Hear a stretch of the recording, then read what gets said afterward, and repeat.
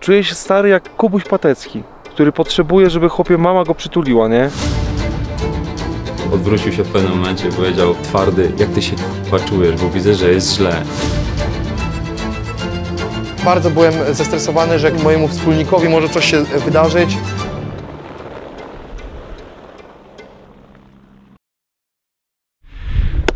Different day, same shit. Yeah. Wczoraj nam to zajęło 7,5 godziny. Wymęczające po kamieniach.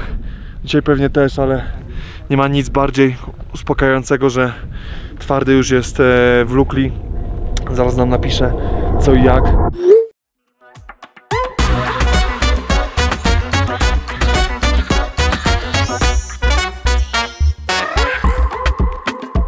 A my sobie możemy w tą piękną pogodę iść do góry. I też powiem szczerze, przyda się odpoczynek, bo dzisiaj nic nie spałem.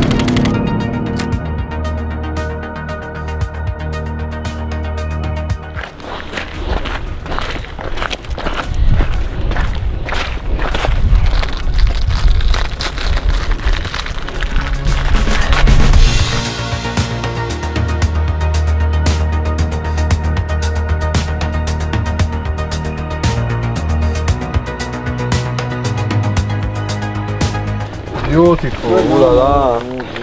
Ooh la la. This one. Ah, this one was better. Opa. Tak wygląda, proszę Państwa, mieszkanie tutaj.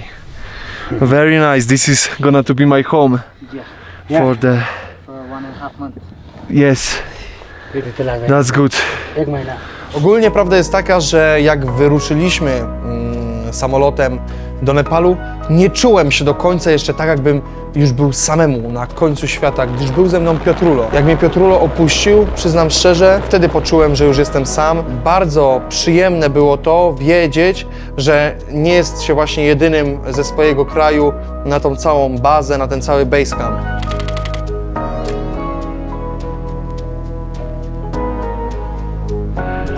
Dzień dobry. Cześć! A przychodzę tutaj zobaczyć, co się dzieje. A tutaj się żurek gotuje, panie. Mi nie trzeba mówić 2 razy, wiesz? Jak ja usłyszałem o takich specjałach w Himalajach, to naprawdę ale powiem Ci, że pachnie już tutaj sprzed kampu. No to idealnie, zobacz, kiełbaska z jelenia. Kiełbaska z Polski, z jelenia, z domku. No i mamy tutaj Jajeczko. Nepalskie. Tak. Pięknie. Co by Kubuś był zadowolony, miał siły Tak. pod górę zapierdzielać. It's called sour soup. Sour soup with sausage and egg sour soup. There you go. You can share and have it. No so. Nieważne jak silnym jesteś osobą, czy jesteś goginsem, czy nie jesteś goginsem. Jak zjesz polski żurek, dostajesz plus bambiliard procent energii. Jest dobre, naprawdę jest dobre. Nie spodziewałem się, kurde. Gratulacje tutaj dla szefa kuchni. Smacznego, smacznego. Dziękuję, no nie trzeba, naprawdę nie trzeba mówić smacznego. A zaraz jeszcze jelonek wleci. Fajnie. Szymon, dziękuję Ci za ten żurek, do dzisiaj go pamiętam. Wow, it's really nice. It's Polish sour soup. It's But the yummy. camera It's- makes it's people żurek. lying, you know, we don't know, but I think it's really tasty. It's yummy. Yes, it's very good. Big group. So, 8 o'clock breakfast and 1 o'clock lunch and then 6:45 dinner. Start, okay? Please follow the time. Się zapoznajemy z ludźmi, jest śmieszny gościu z Afganistanu, jest dużo fajnych ludzi z Norwegii, 3 Norwegów, przepraszam, jest gościu z UK, powoli się poznajemy. Wiadomo, że fajnie tak po prostu, jest fajna atmosfera, każdy z każdym gada fajnie.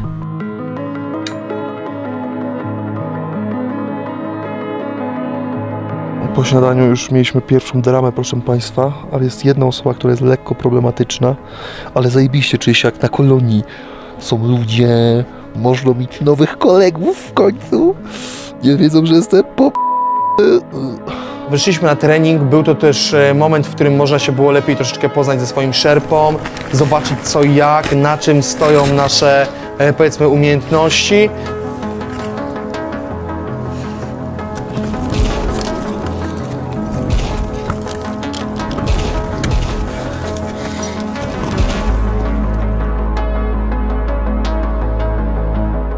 Ja przyznam szczerze, przez to, że już byłem dobrze przytrenowany przez trenera, też i VBV w Alpach, byłem kilka razy na Jarońcu, trenowaliśmy sobie dry tool, trenowaliśmy sobie wspinaczkę lodową po lodospadach, także czułem się pewnie.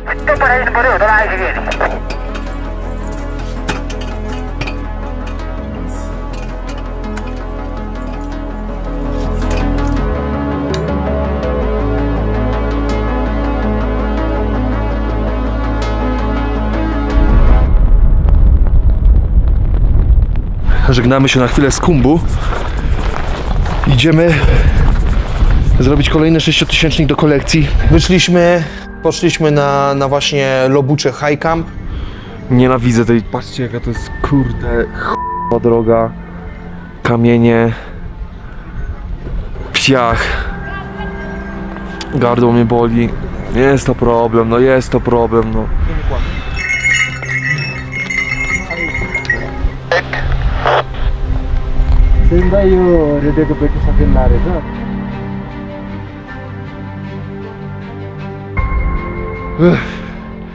Have like one more time to make it like this road. Back, yes? Yeah.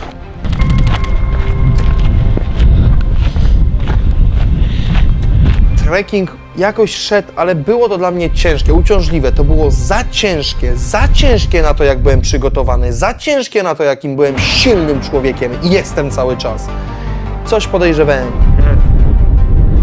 Dobrze, proszę Państwa, jesteśmy już blisko kampów i teraz tam wychodzimy. Tam będziemy dzisiaj troszeczkę spali przed atakiem szczytowym. So we are not far away, yes? Yeah. Very close. Już niewiele zostało. Pewnie godzinka. Lecimy. Płuca mnie napalają. Zaczęło się lekkie kumbu, lekki taki kaszel, który jest suchy. Patec napisał do mnie wiadomość: Aga, powiedz mi, czy kaszel kumbu jest zaraźliwy?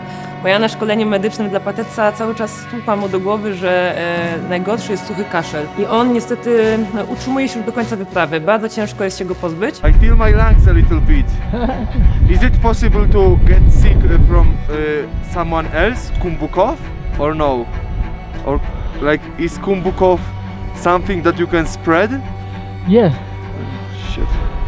Leciutka dosłownie gorączka, ale czasami to jest normalne w górach, że jesteś ciepły, bo jesteś zmęczony i tak dalej. To jest normalne.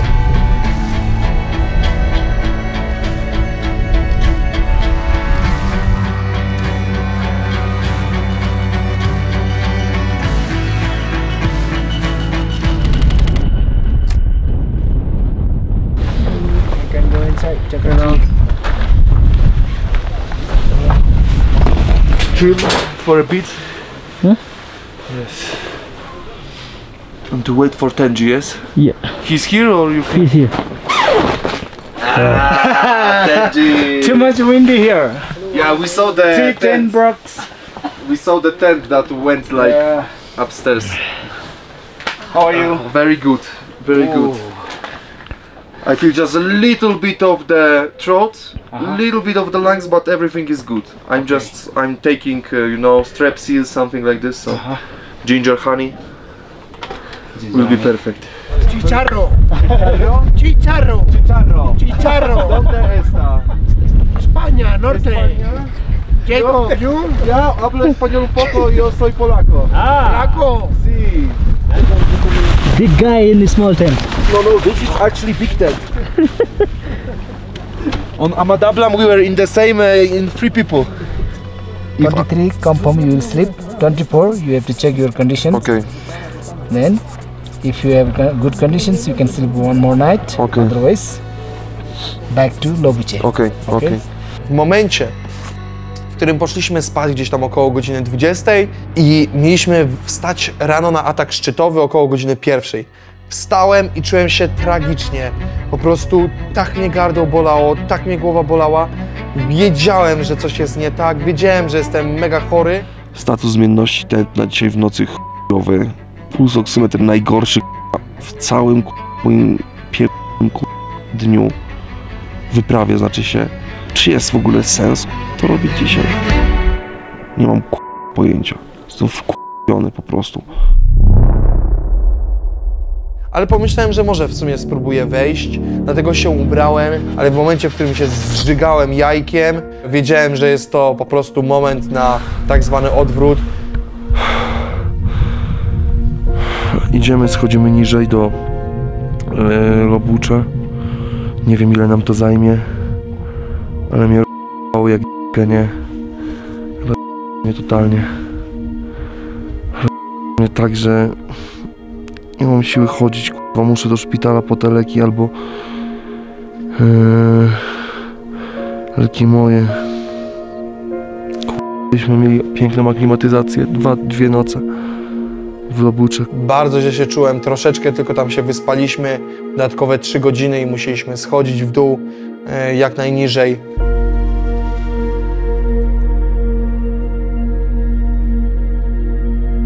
I postanowiliśmy po prostu, że polecimy helikopterem w dół. Ta misja dla mnie jest bardzo ważna, żeby bagatelizować takie rzeczy i próbować gdzieś tam regenerować. Moje doświadczenia, jak ja byłam w Everest Base Campie, to też te infekcje po prostu były największą bolączką tych himalajstów i też często ludzie wracali na te regeneracje. To są takie czynniki losowe, których nie przewidzimy. I niestety te infekcje też wpływają na naszą podatność na chorobę wysokościową. Jak my jesteśmy chorzy, mamy większą podatność. A może powinien bardziej się, nie wiem, izolować, chociaż to jest ciężkie w takich warunkach tak naprawdę. Oh, it's good. I feel that it's not a problem with I know that I'm just sick, you know? Yeah. Byłem zdrowy przez 6 miesięcy, przygotowań, wszystkiego. Raz, no byłem tam chory podczas tej Brazylii, ale tak poza tym to byłem naprawdę zdrowy. Oka zdrowia. A tu co się okazało? Dupa. Wziąłem paracetamol. Już kiedyś miałem taką sytuację z moim ziomalem Matim, co mi nie wierzył, że mam temperaturę i mi pokazał. Termometr wyszło 39 z hakiem. Ja wiem, k***a, nie udaję, przysięgam, k***a. Można tylko dbać o swoje zdrowie, zasłaniać często usta i nos tą chustą baftą, mu doradzałam bardzo, żeby chodzić jednak zakrytym. Wszyscy szefowie tak chodzą w Himalajach właśnie.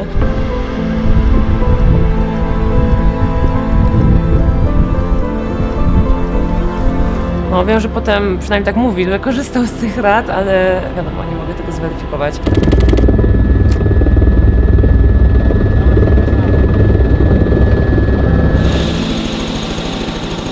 Czułem się naprawdę bardzo słabo. Każdy krok był dla mnie bardzo ciężki.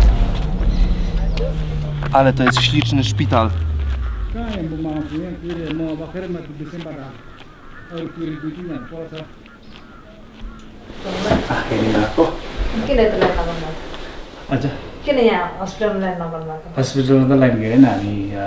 Poszedłem do lekarza, on powiedział, że jest angina, dał mi antybiotyk, który też wcześniej się poradziłem pani Agnieszki, żeby był na pewno cacy. Wasze zdrowie.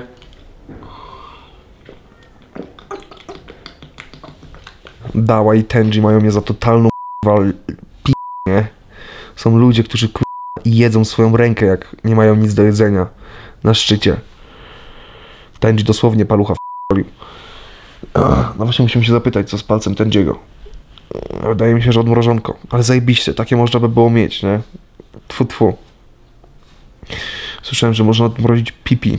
To by był przypał w ogóle, stary. Mieć odmrożony kurde, to jest... Może wtedy człowiek byłby normalny. Są momenty, w których boję się przeraźliwie. Przeraźliwie się boję tej wysokości. Przeraźliwie się boję...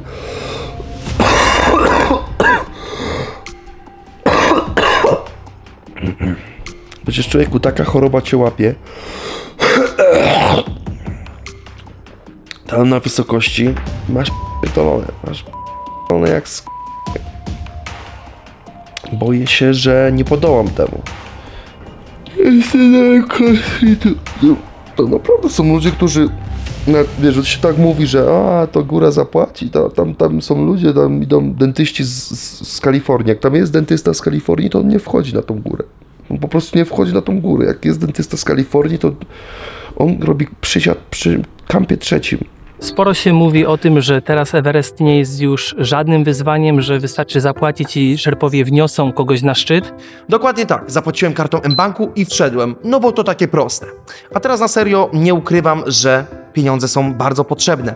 Górolarzenie to nie jest tani sport i na każdym kroku czeka nas wiele wydatków. Czy to sprzęt, treningi, albo na miejscu noclegi i nawet ciepła woda w lodżach kosztowała. Nawet w takich dobrych miejscach oczekują zapłaty za gorący shower. Jednokrotnie tutaj w Nepalu pupę ratowała mi karta mBank z włączoną usługą wielowalutową. Dzięki temu, płacąc kartą w rupiach nepalskich, nie musiałem tyle wydawać na przewalutowanie, jak robiłbym to płacąc normalnie. Było to wyjątkowo przydatne, gdy na przykład musiałem wypłacić gotówkę z bankomatu. A nie ukrywam, trzeba się było uzbroić w trochę forsy, gdyż ostatni bankomat był w Namche Bazar, no i to, co wypłaciłem, musiało mi starczyć do końca wyjazdu.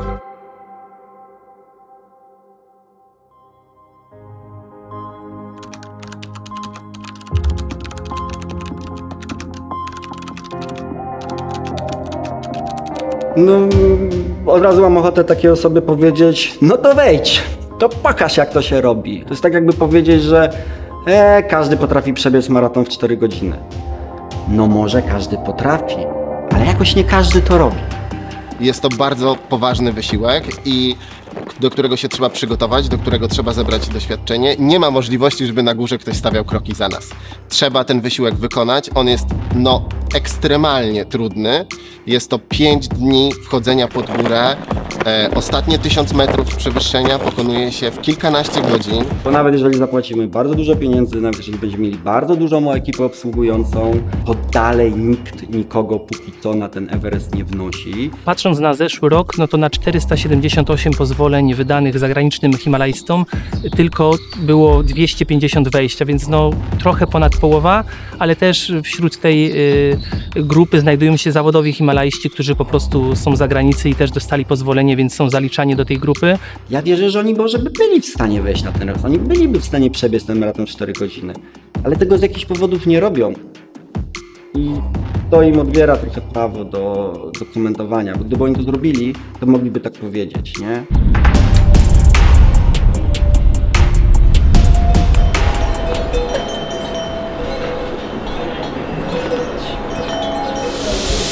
Wyruszamy. Let's go. It was nice few days of chill, but now we push. Okay, it's okay. No, you go. You are already. Are you sure? Yes. Okay.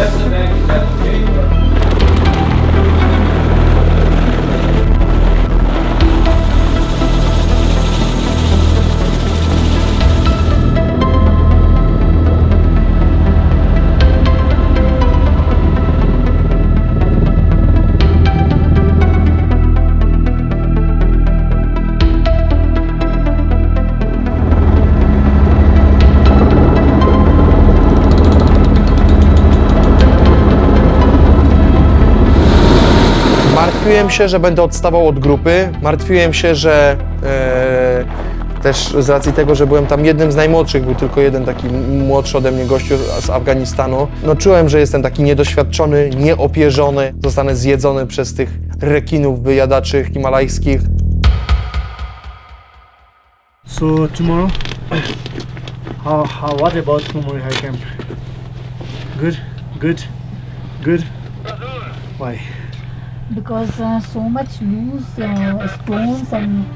Życie w basecampie jest bardzo ciekawe. Jesteś wsadzony, powiedzmy, do worka z ludźmi, którzy mają bardzo podobny cel do ciebie. Nie ma co się oszukiwać. Są to też ludzie, którzy często mają jakieś takie większe ego. But I want to confirm with Dava.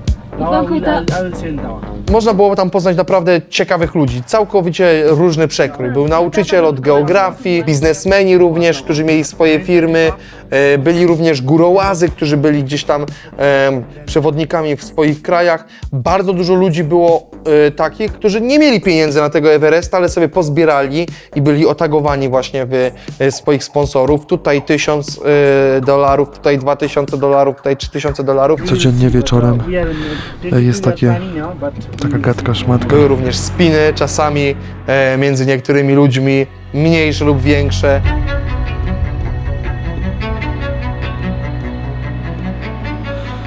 całą wyprawę, k***a, żałuję strasznie. Strasznie żałuję, że nic nie mogę zrobić pod tym lobucze, naprawdę. Przydałyby się 2 rotacje, po Bożemu.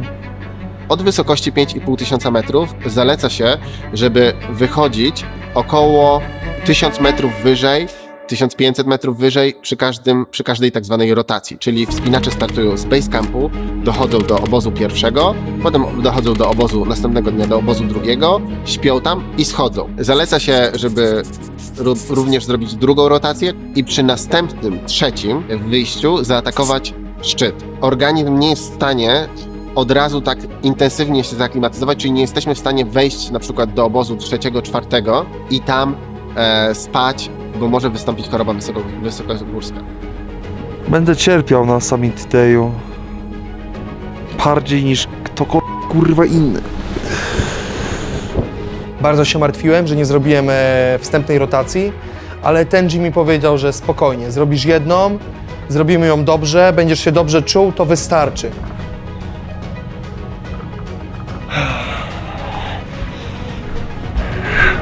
Wracamy do żywych.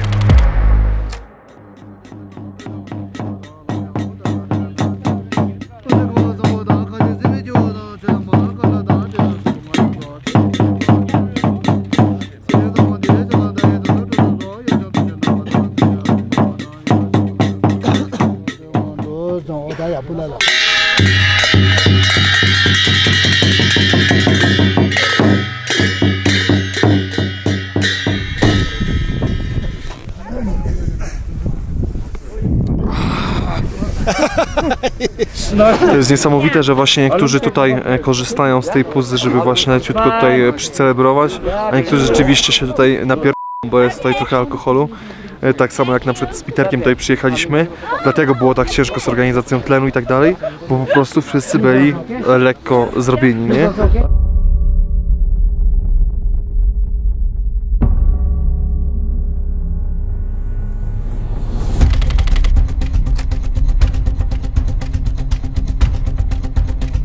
Ja poproszę, mogę wyciągnąć telefon? Przeczytam wiadomość, którą napisałem sam do siebie, tuż przed wyjściem na pierwszą rotację. Siedzę w sali, babka obok mnie kaszle, mam jakieś zakażenie na f***e, czuję się 100% słabo. Wiem, że nie uda mi się tego zrobić. Czeka mnie bardzo ciężki wieczór. Nie miałem aklimatyzacji wstępnej, nie miałem pierwszej rotacji. Idziemy za 6 godzin. Jestem ultra słaby w zasypianiu, czeka mnie Khumbu Icefall do przejścia. 2 dni temu przestałem brać antybiotyk. Najchętniej wróciłbym do domku i został przez kogoś przytulony i pogłaskany po głowie. Czuję się samotny, słaby i biedny. Wyobrażam sobie moment, w którym to czytam, gdzie jestem w innym miejscu, nie tylko fizycznie, ale i głową.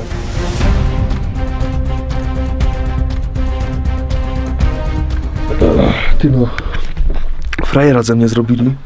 Jest już 1:15. Mieliśmy być o 1:00. Jestem tylko ja jak na razie.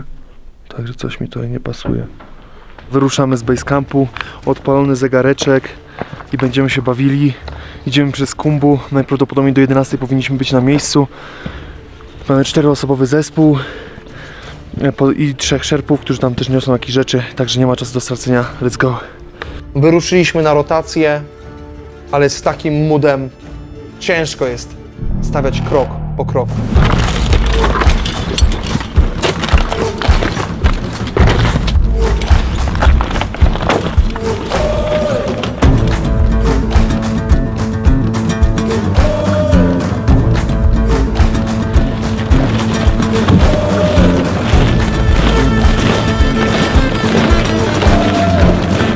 Idziemy sobie przez Khumbu. Cały czas słychać takie zgrzyty, jakby dachówki się przesuwały. We go with the Tenji tempo. There is no slow walking, but it's nice. No cóż, ja się na Everest nie wspinałem, więc trudno mi się wypowiadać z pozycji eksperta tutaj. Natomiast no oczywiście jakby znam topografię tej drogi. Mogę już śmiało powiedzieć, że jestem od niego lepszy, bo byłem wyżej. On tak wysoko nie był. Cienki Bolek. Na pewno takim kluczowym odcinkiem jest Icefall. tak? Czyli bardzo potrzaskany, bardzo spękany lodowiec. Od wielu lat ten icefall jest poręczowany, czyli są na nim zakładane stałe liny przez zespół szerpów specjalnie do tego desygnowanych, tak zwanych icefall doctors.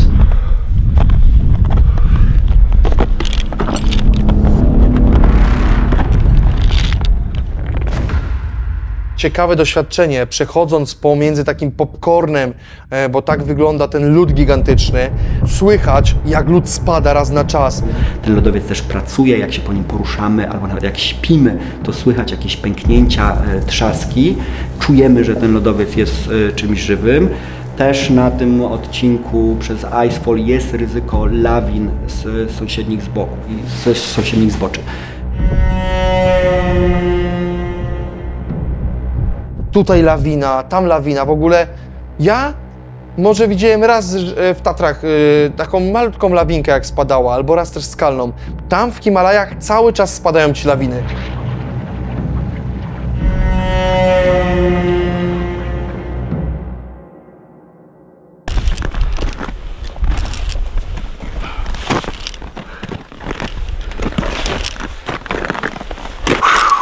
Sytuacja sama Dablam. Tenji po prostu ma motorek w dupie.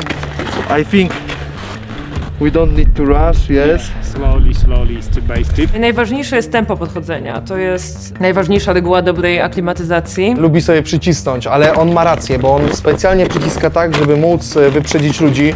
Na początku wyprzedziliśmy, później już byliśmy wolniejsi.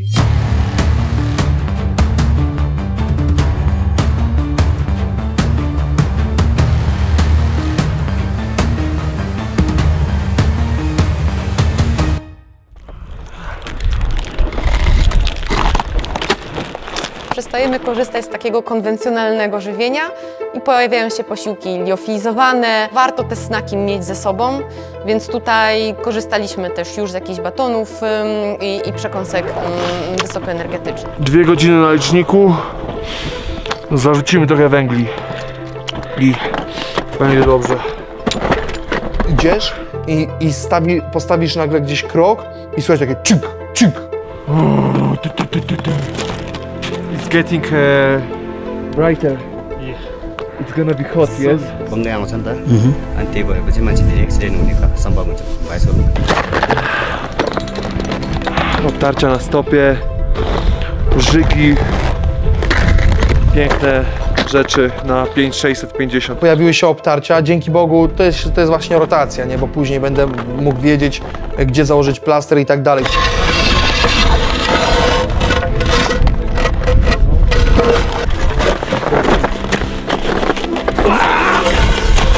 Good job, good job.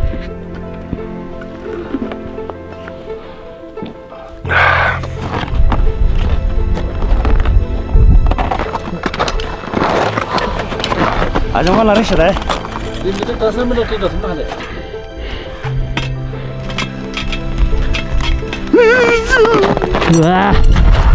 You scared me, man.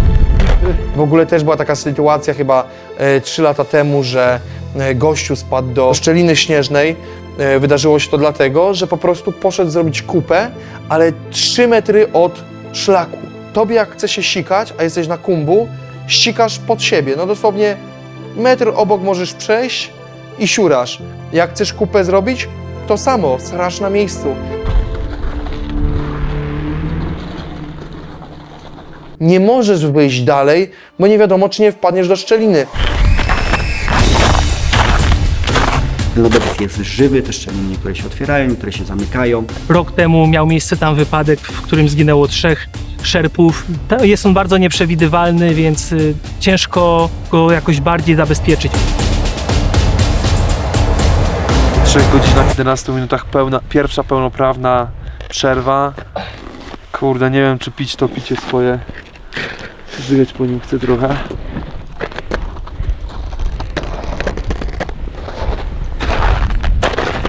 Opa!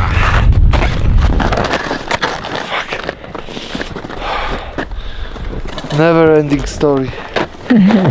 Warto jest przez to kumbu przechodzić bardzo szybko i nie fajnie jak są kolejki, bo też właśnie nieraz się zdarzy, że przechodzisz, a nad tobą jest gigantyczny serak.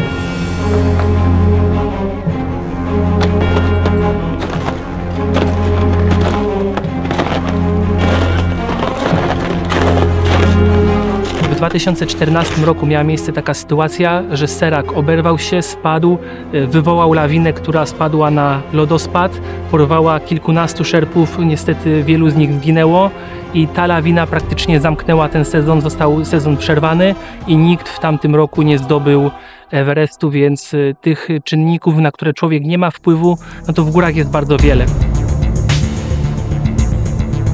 To przechodzenie przez Khumbu, nie chcesz tam być po prostu długo, nie? Musisz jak najszybciej się zawijać. Siedziba Frost, kurde, dragonów, nie? Syny tu mieszkają. Jesteśmy na Svalground.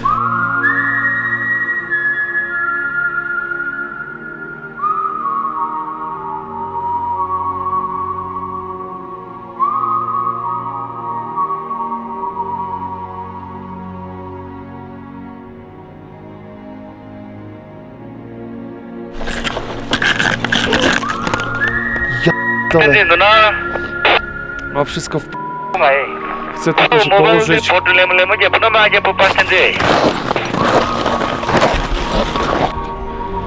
Widać, proszę Państwa, namioty. To znaczy, że już jesteśmy. Doszliśmy. Proszę Państwa, nie mam zielonego pojęcia, co ja tu kto mnie stąd ściągnie. Jest naprawdę bystro.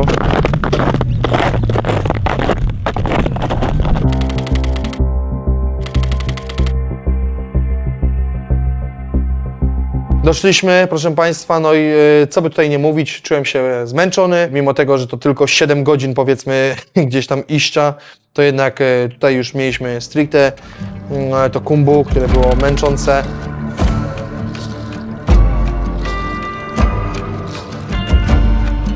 Nie dowiecie się, jak to jest, naprawdę. Ciężko jest to oceniać. Jest tak góra do zrobienia? Nawet się na nią nie patrzę teraz. Interesuje mnie tylko najprostsze rzeczy. 2 kolejne kroki do namiotu. Zjeść coś, wypić i koniec.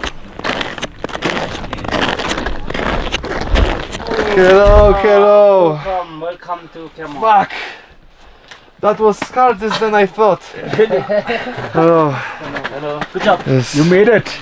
Yes. Welcome. Wow. Most difficulties behind. I hope so. Yeah. Don't believe.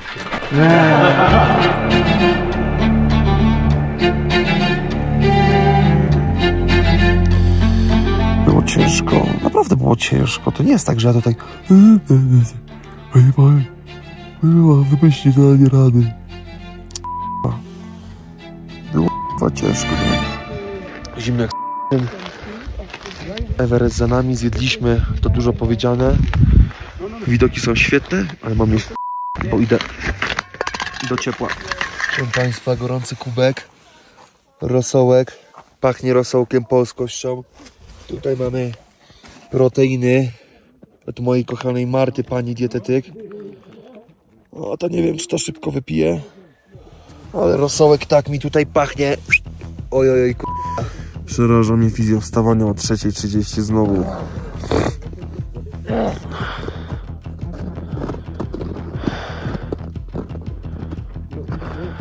No i problem miałem właśnie z tym zaśnięciem. Dzięki Bogu nie wyszliśmy o 3:30, tylko o 5:30 i to był najlepsza rzecz, jaką mogliśmy zrobić, bo się okazało, że wiał gigantyczny wiatr i cała grupa, która wyszła o 3:30, zamarzła.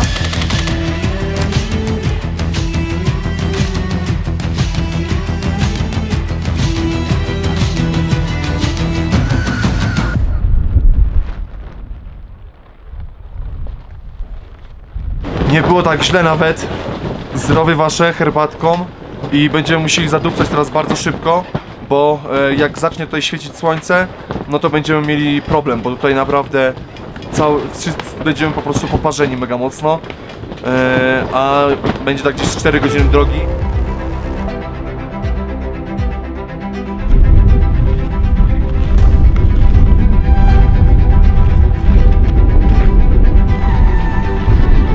Tutaj też przez ten wiatr nam dużo dłużej zajęła droga. Ten epizod się powinno robić troszeczkę szybciej, nam to zajęło z 3 godziny i ileś tam naście minut.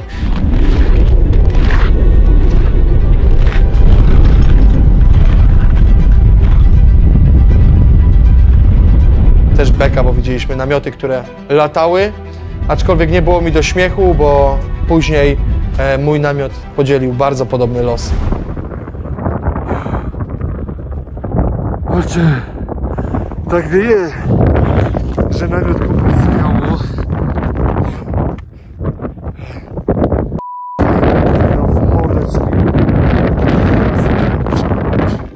Było też bardzo ciepło i to się połączyło jakoś tak, zniwelowało się.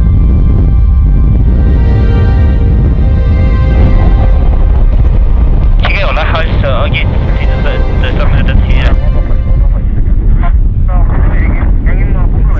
20-30 metrów będziemy w kampie. 2 godziny 8 minut, moim zdaniem zajebisty tempo. Zobaczymy jak będzie.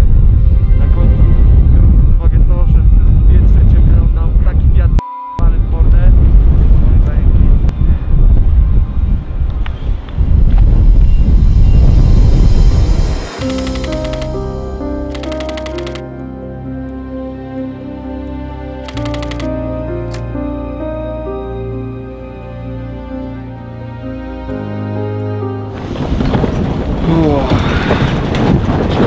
Doszliśmy do kampu drugiego i ogólnie nigdy czegoś takiego w życiu nie widziałem. Okej, wiało mi mocno, jak byłem nawet na treningach w Tatrach.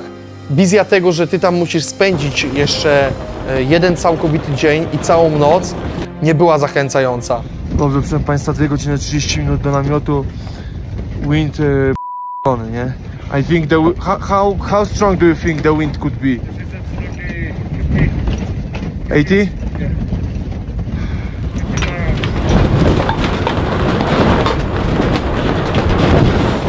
Spicy noodle! Good.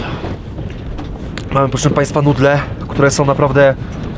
Water is good, noodles are also good, but you know, on this altitude it's hard to put something, yes, but we will. The kitchen guys they know what to do. Yeah. You need to try hard yourself to eat all. Yes.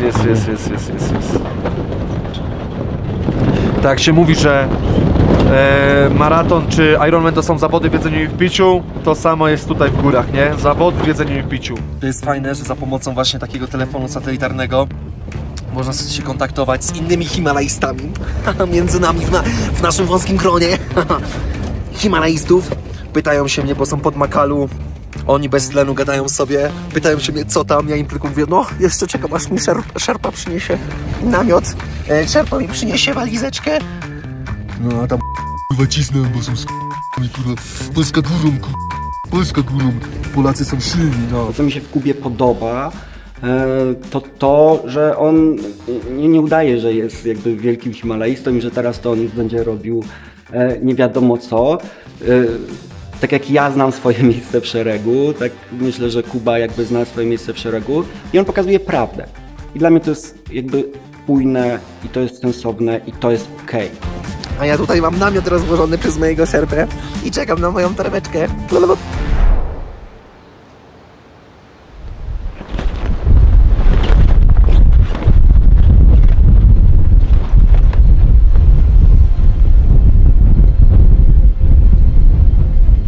Rzeczywiście się bałem, bo jak siedziałem jeszcze w tym namiocie, tak czułem, że on raczej nie odleci. Ale jak poszedłem na kolację, nie byłem już tego taki pewny. I kurde, jestem leniwy. Zamiast przyłożyć to jeszcze kilkoma kamieniami, tylko usłyszałem, że ty, komuś namiot zwiało, wszyscy się śmieją. Wychodzę z tego namiotu jadalnego i się okazuje, że to mój.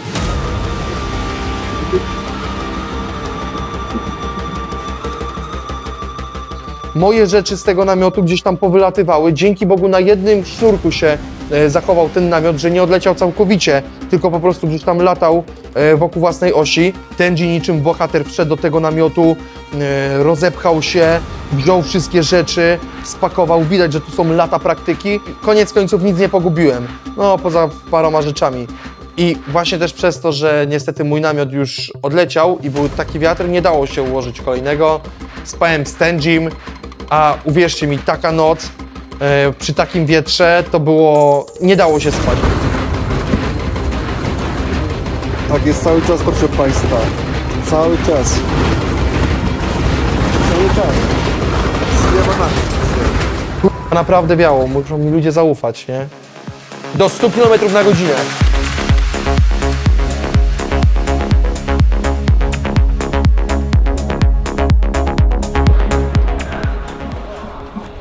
Jest ok?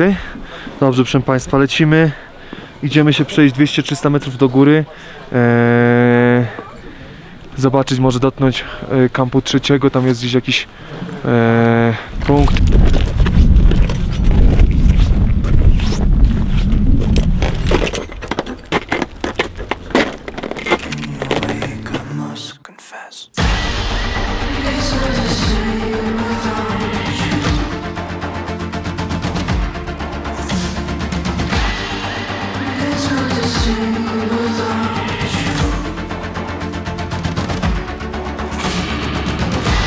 Jestem teraz z tatą Tenjim na smyczy. Przechodzimy sobie przez szczeliny. I'm free, it's like, should be over there, yes? Yes, that's okay. But there are some tents or no? Not tent. Not yet. Tam będzie kamp trójeczka. Can you show for the place where you can see there is a person? I'm sure that you can see it. It's not visible on the camera. Yeah. It's visible or no? Visible. Visible, okay, so that's good. This is the way from camp 3 to camp 4. Oh shit. And I'm sure that you can do it. With a lot of oxygen. But otherwise, when we go to Lukla, I run, you know? You will be finding me every hotel. Is there a Jacob? And I will be like, no, I don't want to back. Oh, it's beautiful.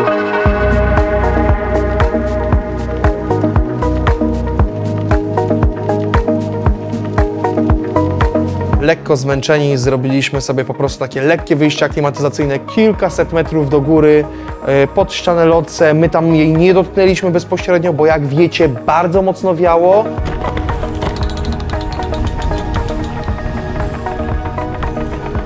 Są też tam kamienie, no i nie chcieliśmy, żeby nam, nie wiem, po prostu taki kamień nie spadł na głowę i nas nie zabił.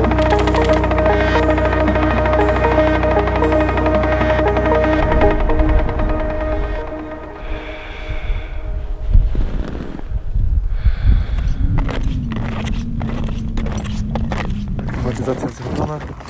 Wracamy sobie na spokojnie.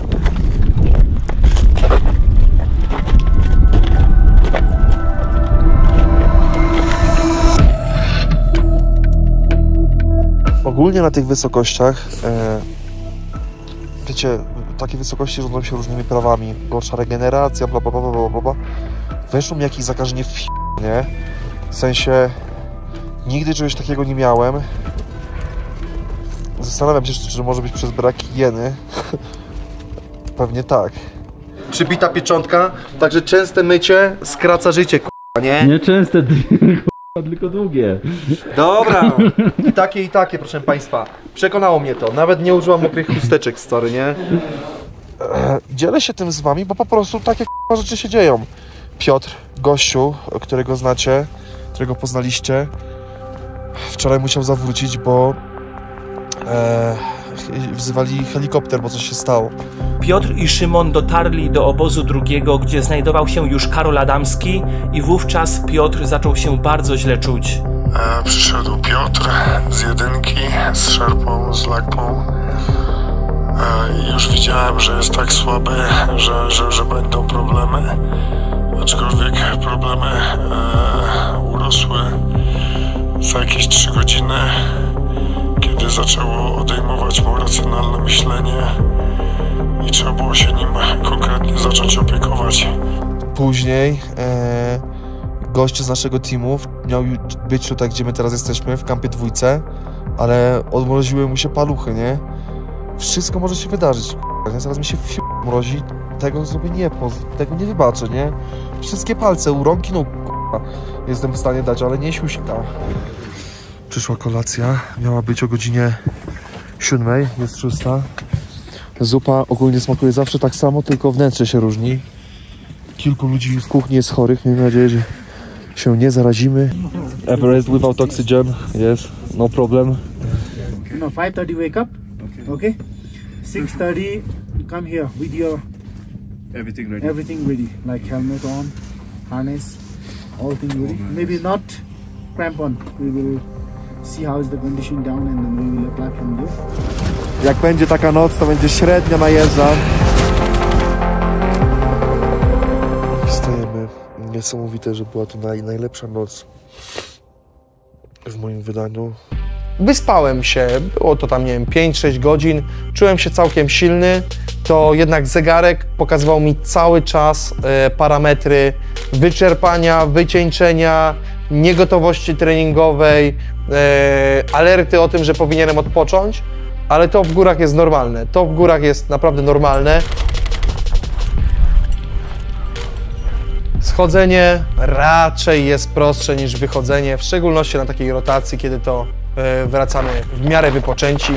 Jedyne co, no to rzeczywiście miałem problemy z tymi butami. Wiedziałem już, w których miejscach muszę dawać plastry, żeby nie obcierało mi stopy.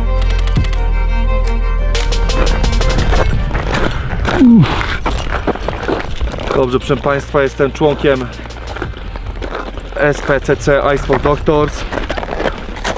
Ze mną będziecie bezpieczni. Okay.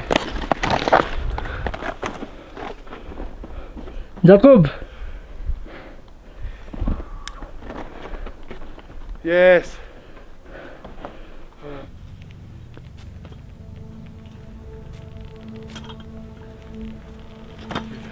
Ale takie schodzenie, mimo tego, że na świeżo to cały czas trzeba uważać po tym Kumbu Icefall, musimy być uważni, żeby nic na nas nie spadło. Jest ciepła pogoda, już trochę człowiek zaczyna, kurde, tutaj świrować.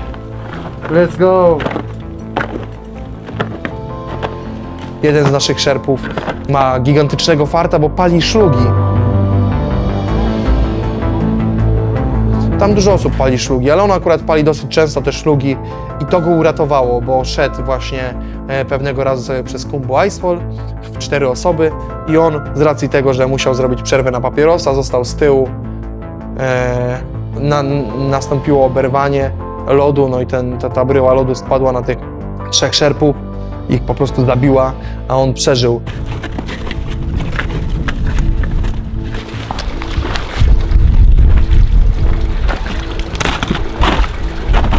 Nigdy się nie spodziewałem, że będę tęsknił za basecampem. Po 2 nocach w C2 zrozumiałem, że jest to możliwe i jednak ten basecamp nie jest taki zły, jak się wydaje. Może być gorzej, a może być też gorzej niż C2. Dobrze, proszę Państwa, doszliśmy. Tam są nasze namioty. Przeszliśmy cały Kumbu Icefall. You can show and much more from the camp too. But actually I think we've done a good job. Yes, Tenji? Good acclimatization? Good acclimatization. Okay, little bit of paracetamol before sleep, but otherwise very good. Kurde, no powiem wam, nie jestem aż tak bardzo zmęczony, bardziej mi doskwiera to, że mam stopy poobcierane, na języku coś mam na jakiegoś grzyba, śmieszne jest to, że oni nie rozumieją nic, co ja mówię, nie? No, kocham ich mamy. Dobra, let's go. I think we can... For the lunch. Yes, let's go for the lunch. Let's go.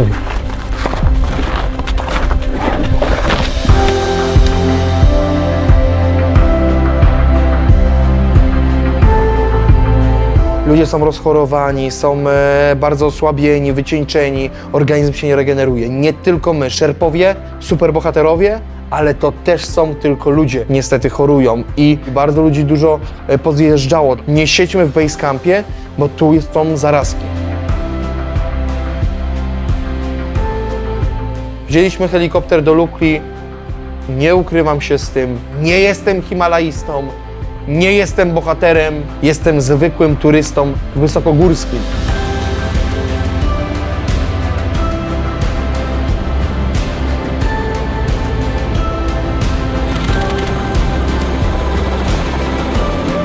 Tutaj chodzi o misję. Chodzi o to, aby nam się udało wejść na sam szczyt.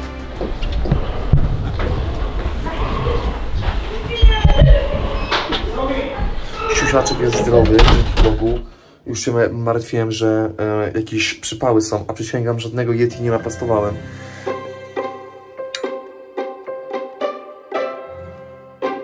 Miałem również sen, który trwał na przykład 15 godzin Nie, przepraszam, ile, Kamil? 11 godzin około, 10-11 godzin.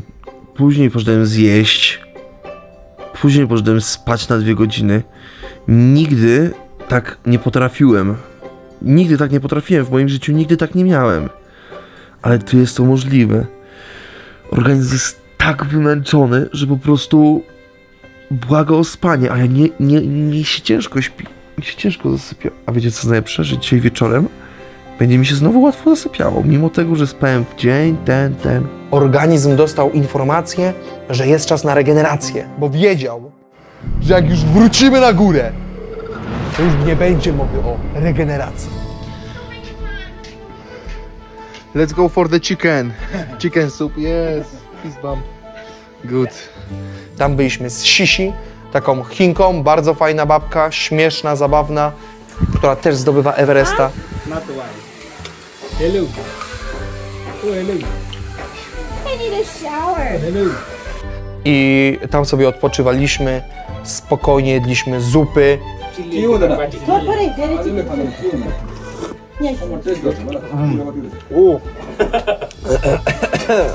More chili? Right now no, but... Ostatni moment. Jak wyjdziemy tam do góry, już będzie walka na śmierć i życie. Dobra.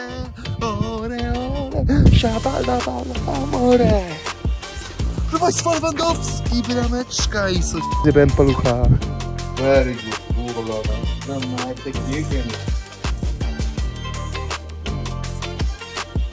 Namaste.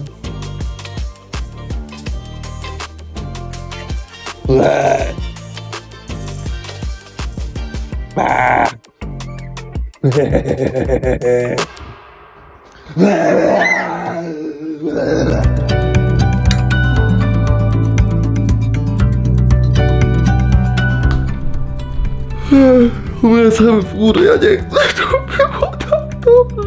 To było tak dobrze. To mi się tak dobrze trwało. My dog!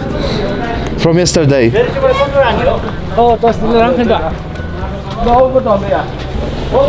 Chcę zabrać psy, bo wczoraj się nimi opiekowała i teraz chcę je wziąć do samochodu.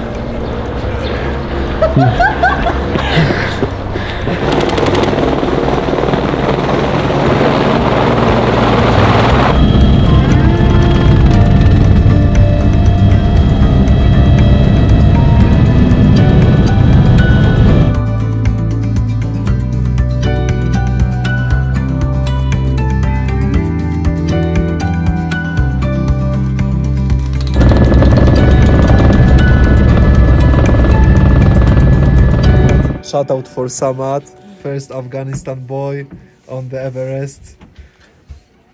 Hopefully. Hopefully. If I'm alive, I will be the first.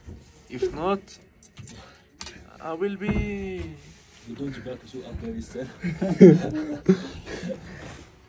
You will be even higher than Everest. Who knows? Who knows? He's there to work Sherpa. If I don't make it to Everest, I will stay in Dingboche and work as a porter. For the next year. Yes. This is the plan.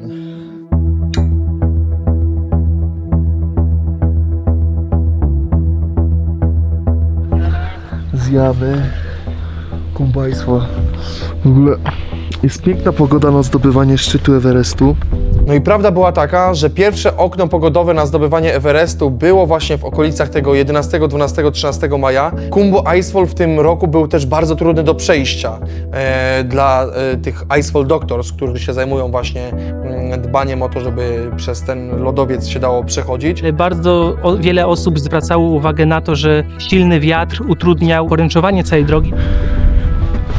A się zajebałbym. Nie są ludzie gotowi, kampy nie są gotowe, tleny nie są wyciągnięte. No i tak naprawdę w tej pierwszej fali, w której można było pójść, poszło mało osób i tylko małej ilości osób się udało to zdobyć. Niestety też wtedy podczas tego pierwszego okna pogodowego 2 Mongołów z naszej, powiedzmy, organizacji zmarło, bo niestety poszli, byli bardzo doświadczeni, ale poszli, zmieniła się pogoda, byli bez tlenu, byli bez pomocy szerpów. W ogóle to też jest ciekawe, że nasz szef agencji 8K zaproponował im, bo widział, że są zmienne warunki, zaproponował im szerpów za darmo, tylko żeby sobie zapłacili tipa za nich. Odmówili, powiedzieli, że chcą to zrobić najprawdopodobniej tym swoim sposobem, jak gdyby bez szerpów, bez tlenu. Poszli, zdobyli wierzchołek, ale już z niego nie wrócili żywi. Także to pierwsze okno pogodowe takie było średnie. Idziemy żreć.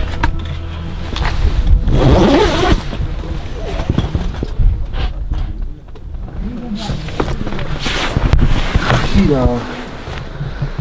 Gdzie są kurwa ludzie? Czy ja coś pokręciłem? Czy ja przyszedłem godzinę za wcześnie? Na pewno nie za późno, bo jest czysto. Może za wcześnie. Patrzcie, jaki giga tutaj śniadania akurat dzisiaj dostaliśmy. Mięsko jakieś takie ciekawe.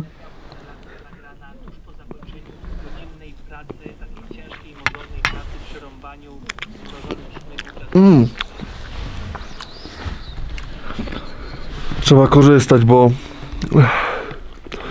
zaraz apetyt zejdzie, nie? Ja mam tak, że mi apetyt za 30... Czego 30 k***a? No czego k***a 30 k***a?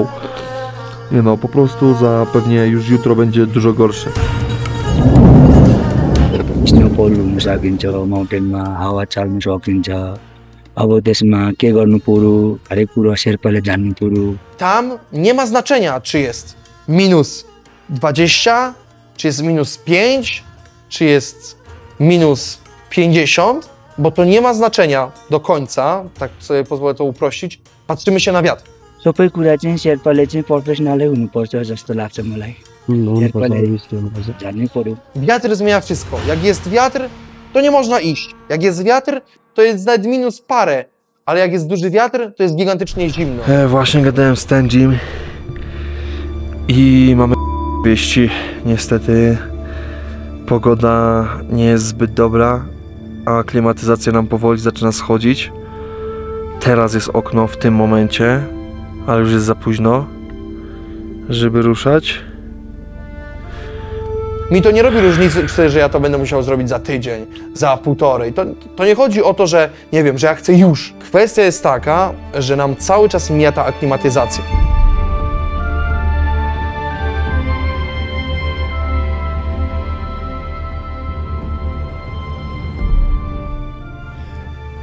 Jemy sobie kolację i co ciekawe, to jest rzecz, której ciężko nagrać.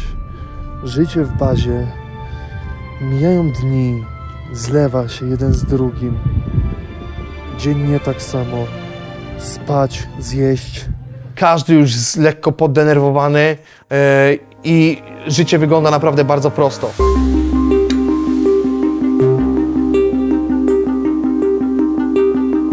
Wstajesz rano, wylewamy butelkę z moczem. Później idziemy umyć zęby. Zazwyczaj około godziny 8 do 8:30 było podawane śniadanie, jedliśmy śniadanie. Następnie czytałeś książkę, rozmawiałeś ze swoimi ziomalami. My już po krótkim śniadanku, jestem w okularach jak cwaniak. I co? Idziemy sobie dzisiaj ruszyć się.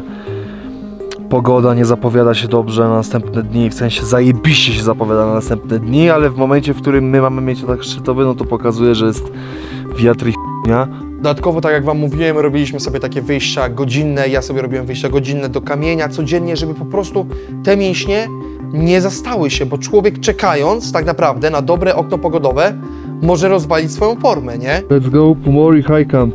Yeah. What is the altitude, do you know? Should be 500, 5,000. 7? Not 7, 6. Okay. And it's closer than Karapatar, yes? Yeah. Szymon! Piąteczka, kamerkę to odpalę. Jak się czujesz? Świetnie, fantastycznie. Wleciałeś gdzieś tutaj, czy...? Wiesz co, do Gorakrzep. Do Gorakrzep i do z Gorakrzep i sobie mały trekking. A ty gdzie idziesz?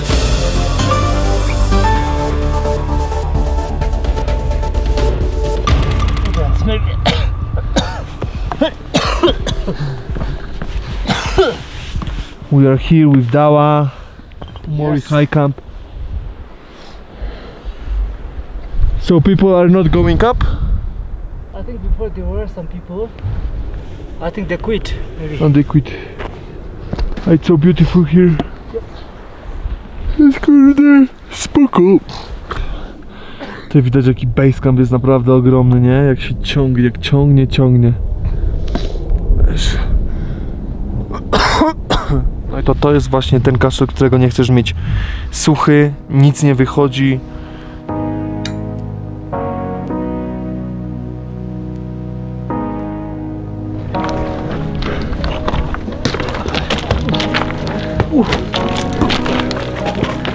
Stworzyliśmy tutaj naprawdę niesamowite przyjaźnie. Bardzo miło będę wspominał te wieczorki, kiedy siedzieliśmy już po skończonym dinerze. Mieliśmy możliwość zostania na jakąś jeszcze godzinę, na 1,5 godziny, kiedy to gaz jeszcze był i mieliśmy taką lampę, która tak powiedzmy mocno grzała i ona była włączona przez tą zawsze godzinę, 1,5 godziny. Bardzo dobrze wspominam rozmowy właśnie z ludźmi z różnych kontynentów, bo też ciekawe to jest, że w niektórych agencjach masz podpisać, jeżeli są na przykład, bo my mieliśmy taką sytuację, że mieliśmy ludzi z Ukrainy i ludzi z Rosji i że się podpisuje taki papierek, że nie rozmawia się na temat na przykład wojny, nie? Żeby po prostu niepotrzebnie zaostrzać gdzieś tam ten konflikt, ale akurat się okazało, że ten Rosjanin, który tam był, to on też miał mamę Ukrainkę, także bardzo fajnie można było sobie porozmawiać z ludźmi z innych narodowości, dlatego ja też zachęcam wszystkich do podróżowania, bo uważam bez czapy, że rzeczywiście bardzo dużo można takiej wiedzy nie z kanonu złapać. Bardzo fajnie wspominam właśnie te czasy.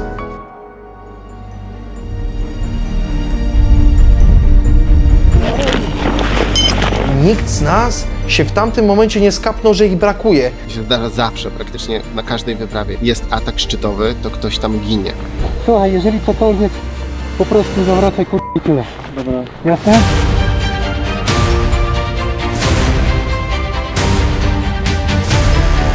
Bałem się, że nie wyjdę z namiotu. Już 4 godziny za nami. Co się stanie? Idziemy na szczyt, już tam.